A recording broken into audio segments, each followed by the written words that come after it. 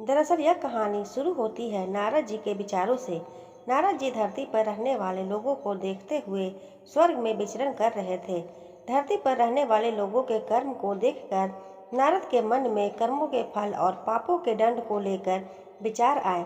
अपने यह विचार लेकर वह ब्रह्मा जी के पास आते हैं और ब्रह्मा जी से पूछते हैं, हे ब्रह्मा जी, यदि बुरे कर्म करने वाला इंसान अच्छे कर्म करने लग जाए तो क्या वह अपने पापों से मुक्त हो सकता है? क्या वह अपने पापों से मिलने वाली सजा से बच सकता है?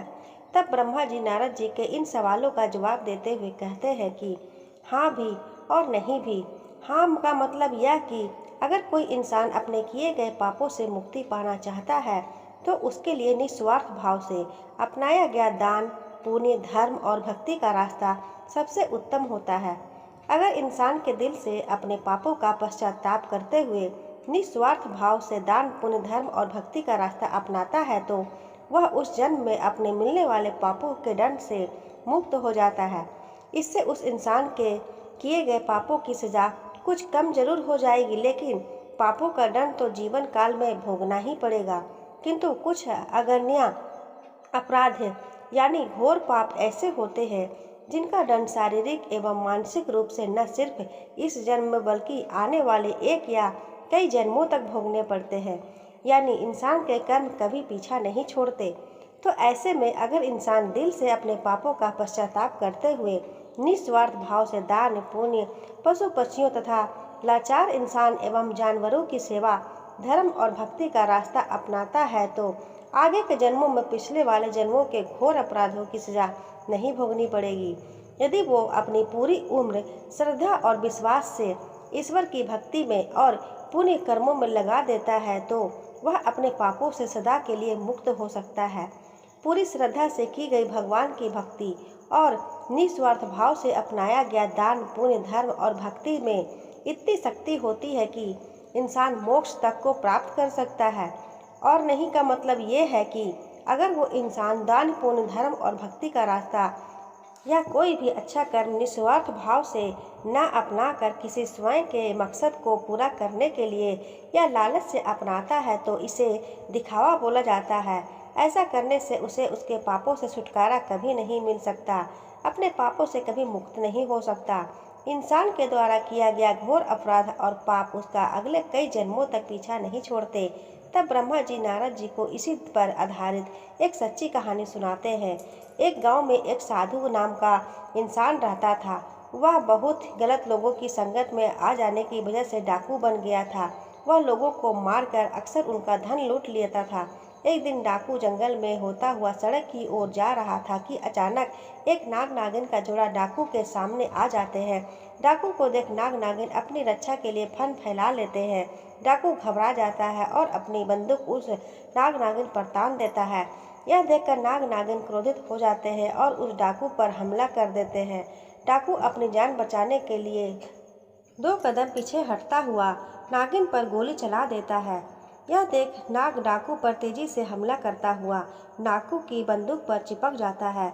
डाकू अपनी बंदूक को कहीं दूर फेंक देता है और वहां से भाग निकलता है। भागते भागते डाकू सड़क पर पहुंच जाता है। वहीं दूसरी तरफ उसी रास्ते में से एक औरत और उसके साथ उसका एक 11 साल का बेटा भी था। वो दोनों घर की तरफ जा रहे थे। अचानक डाकू भी वहीं आ जाता है। डाकू को देख माँ बेटी घबरा जाते हैं।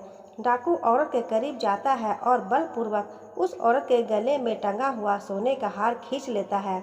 अब औरत अपने और अपने बच्चे की जान की रक्षा के लिए उस डाकू से दया की भीख मांगती है, लेकिन डाकू इतना क्रूर स्वभाव का था कि वह अक्सर जिस किसी को भी लूटता तो वह उसे मार भी डालता था। इसलिए डाकू पर उस औरत की बातों का कोई असर नहीं होता और वह उस औरत को तेज धार चाकू मारकर बुरी तरह से घायल कर देता है।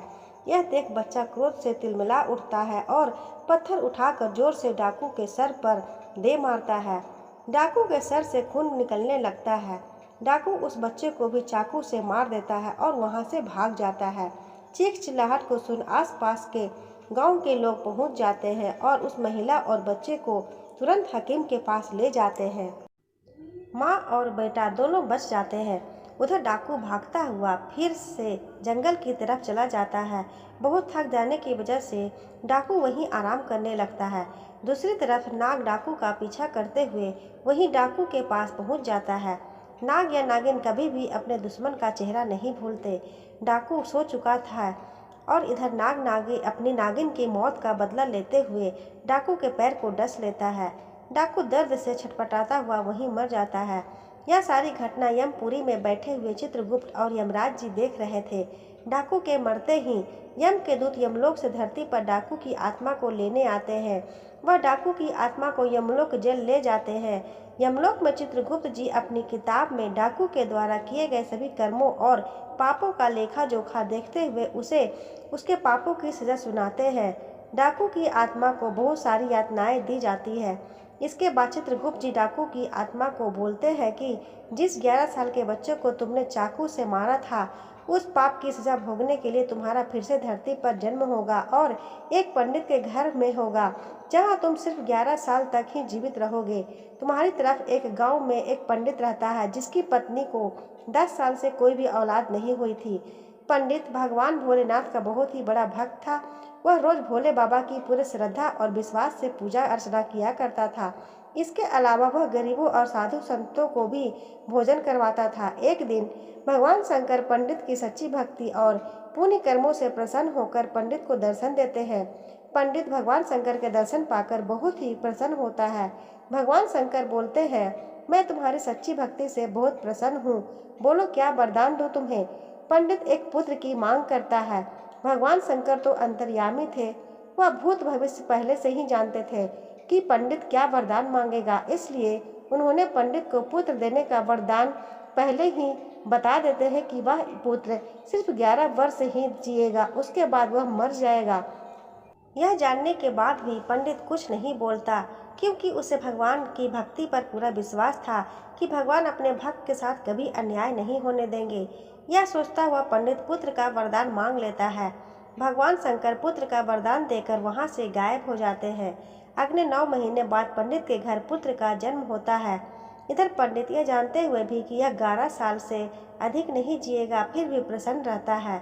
यह बात पंडित घर में किसी से भी नहीं बताता। यह वही डाकू है जिसने 11 साल के बच्चे को चाकू से मारा था और अब एक पंडित के घर पैदा हुआ जो कि सिर्फ 11 साल ही जिएगा। इधर पंडित अपने बेटे को धर्म कर्म पूजा भक्ति की सभी दीक्षाएं दे देता है। पंडित अपने बेटे का नाम शंकर रखता है। देखते ही देखते दिन बीतते गए। शंकर को 11 साल पूरे होने में सिर्फ 1 महीना ही बचा था। पंडित शंकर के मामा को तुरंत घर बुलवाते हैं और खूब सारा धन देकर काशी जाने को कहते हैं। पंडित धन देते हुए बोलता है कि वहां शंकर के हाथों 28 दिनों तक यज्ञ करवाना, साधु संतों को पूरी श्रद्धा से भोजन करवाना और पूरी विधि अनुसार महामृत्युंजय जय के मंत्र का जाप करने हुए 28 दिनों तक रोज सुबह भगवान शिव की पूरी श्रद्धा से विधि अनुसार पूजा करनी है। अगले ही दिन मामा और शंकर धन लेकर काशी के लिए निकल पड़ते हैं। काशी पहुंचते ही मामा और शंकर वो सब करना शुरू कर देते हैं जैसा कि पंडित जी ने बताया था। ठीक 28वें दिन शंकर की हालत अचानक खराब हो जाती है। शंकर के मामा शंकर को आराम करने के लिए अंदर भेज देते हैं। शंकर के मामा जब सब साधुओं को भोजन करवा के शाम को शंकर के पास वापस लौटते हैं तो शंकर मर चुका था। यह देखकर शंकर के मामा जोर जोर से रोने लगते हैं। इतने में यमलोक के दूत शंकर की आत्मा को लेकर यमलोक पहुंचते हैं। यमलोक में चित्रगुप्त जैसे ही शंकर के पाप पुण्य के लेखे की किताब खोलते हैं तो चकित रह जाते हैं और जोर से बोल उठते हैं, असंभव, अद्भुत। ये दो शब्द बोलते ही चित्रगुप्त कुछ देर तक तो यूं ही मौन खड़े रहते हैं। फिर कुछ देर बाद चित्रगुप्त ऊंचे स्वर में यमदूतों को आदेश देते हैं कि तुरंत अभी के अभी शंकर की आत्मा को शंकर के शरीर में डाल कर आओ। यमदूत शंकर को उसके शरीर में पुनः डाल देते हैं और शंकर फिर से जी उठता है। अचानक यह चमत्कार देख के शंकर के मामा अब अचंभित हो जाते हैं। शंकर के मामा की खुशी का ठिकाना नहीं रहता। वहाँ यमलोक में इस बात को लेकर यमराज चित्रगुप्त से सवाल करते हैं कि यह कैसे हुआ। तब चित्रगुप्त जी बताते हैं कि जब मैंने किताब खोली तो उसमें शंकर के द्वारा किए गए पुण्य कर्मों, भगवान शिव की आराधना और हवन जैसे शुभ और भक्ति से शक्ति से शंकर की कुंडली में जो पिछले जन्म के पापों की वजह से मृत्यु का योग बना था, वह योग खत्म हो चुका था। इसी के साथ शंकर के पुण्यों का लेखा सबसे अधिक था, जिस वजह से शंकर की उम्र बढ़कर 90 साल हो चुकी थी। इस वजह से मुझे सृष्टि के नियमों का पालन करते हुए शंकर की आत्मा को पुनः शंकर के शरीर में भेजना पड़ा। इधर शंकर के मामा पूरे हर्षोल्लास के साथ आंखों में खुशी के आंसू लेकर शंकर को लेकर घर पहुंचते हैं, तो शंकर को जिंदा देख शंकर के पिता इतना खुश होते हैं मानो उन्हें नया जीवन मिल गया हो। तब शंकर सबको वो सब बातें बताता है जो उसके साथ यमलोक में हुआ। यह सुन सभी का भगवान के प्रति श्रद्धा और विश्वास और भी बढ़ गया। इतना बोल ब्रह्मा जी अपनी कहानी समाप्त करते हैं। अब नारद जी को अपने सभी सवालों का उचित जवाब मिल चुका होता है। तो दोस्तों, कैसी लगी आपको ये कहानी हमें कमेंट बॉक्स में ज़रूर बताएं। अगर कहानी अच्छी लगी हो तो वीडियो को लाइक, शेयर और सब्सक्राइब करना ना भूलें। मिलती हूँ एक और नई कहानी के साथ, तब तक के लिए धन्यवाद एंड बाय बाय।